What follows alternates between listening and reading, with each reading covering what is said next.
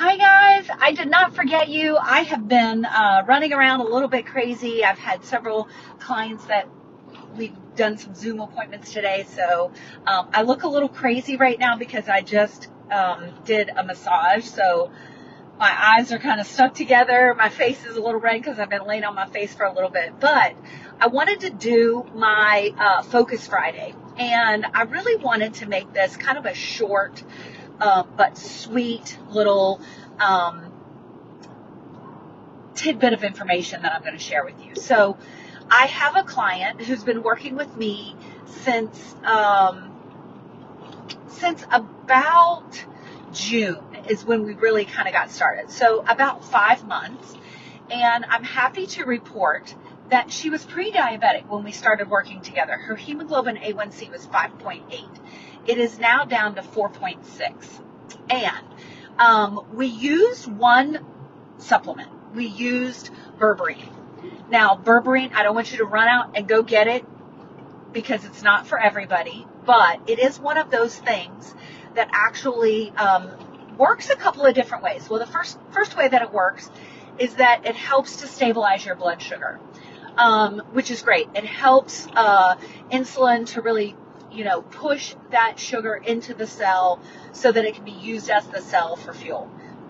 Great thing. The other thing that it does is that it is a botanical that will actually help to balance your microbiome. And that is where a lot of the magic happens when we're talking about balancing blood sugar as well.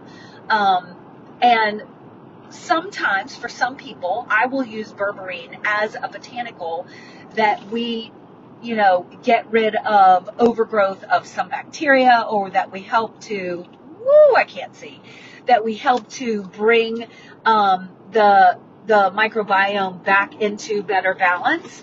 And so I like berberine for those two reasons. Again, it is not for everybody, so don't go out there and just run and get it. That's sort of throwing spaghetti at the wall. You really need to understand why you're taking it and to make sure that it would be appropriate for you. But that's the one thing that we did for her. We actually, that has a direct effect on blood sugar. But what I taught her is that, we really need to cut out the snacking. She was a little bit of a snacker. And, so I have my, clients that are working with me. I tell them a couple of things. I really want you to go, 3.5 to 4 hours in between whatever you eat. And I want you to go 12 hours overnight fasting. These are not, long numbers. These are not difficult, times to do, but it actually helps to support the terrain of your gut. Again, microbiome. Again, we're working on healing the gut because that's really foundational to everything, to inflammation, to blood sugar balancing. And then, of course, if you can work on inflammation, then your blood sugar is going to be better balanced. But I also told her that whenever she did eat, even if it was a snack or something smaller, like a smaller meal, that she really needed to have about 30 grams of protein at every single meal for her 3 main meals during the day. And then she needed to have, carbohydrates, fats, and proteins every time that she ate.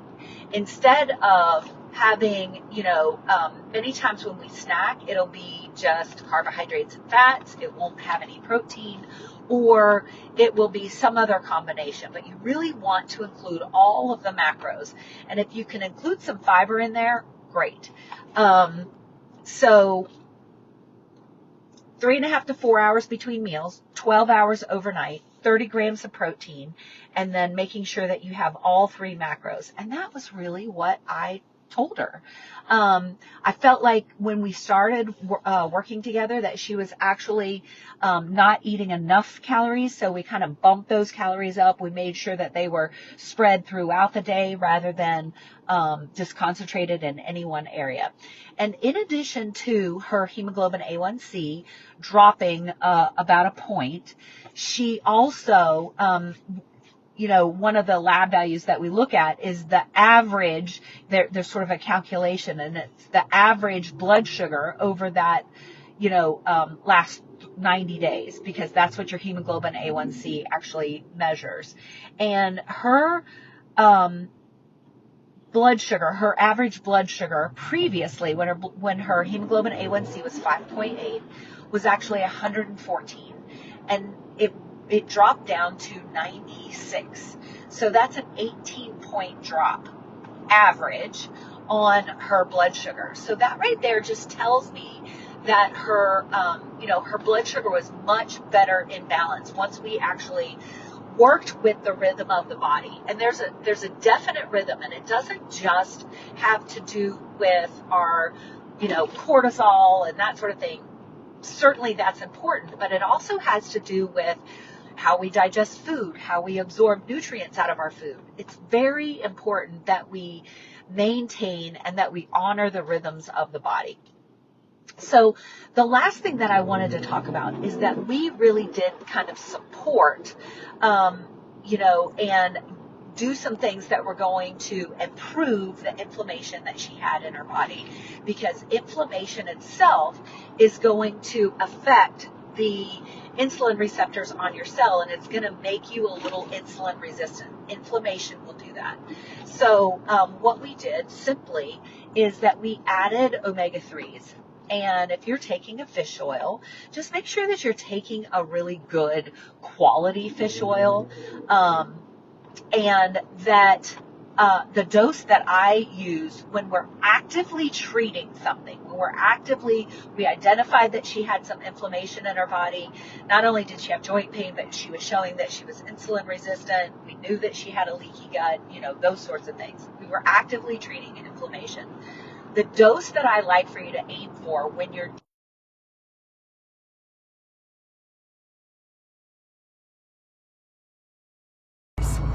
There's also something that you might have been seeing or hearing about, and it's something called it's called SPMs.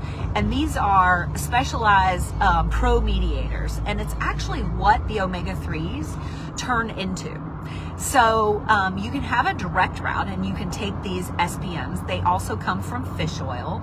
And if you have a lot of inflammation, like if you are diabetic, if you have joint pain, if you have skin issues, if your inflammatory markers are elevated, I would tell you to kind of jumpstart the process of working on that inflammation by taking the SPMs directly. And then they're a little more expensive. And then if you need to, then after you've sort of jump-started the process, then go back to taking the omega-3s. But again, the dose is 3 grams. And it was those simple things. Like, we didn't do anything extravagant. We didn't have her exercising like crazy. We actually increased her calories.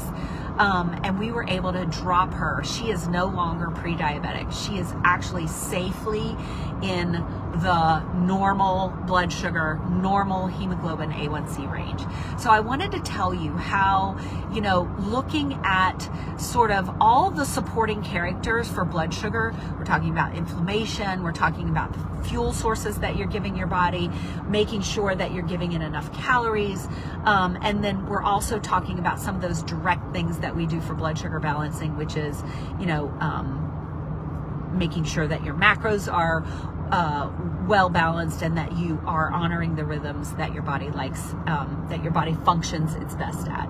So I hope that you see that it doesn't have to be extravagant, it doesn't have to be difficult in order for it to be effective. So I wanted to leave this information with you as we are headed into, a big holiday season where our eating gets off track, our sleep gets off track, our exercise gets off track, to let you know that if you can hang on to just a few rhythms and a few things, if you can hold on to those things through this holiday season, you won't get as derailed. All right, guys, have a great weekend. I'll see you on Monday.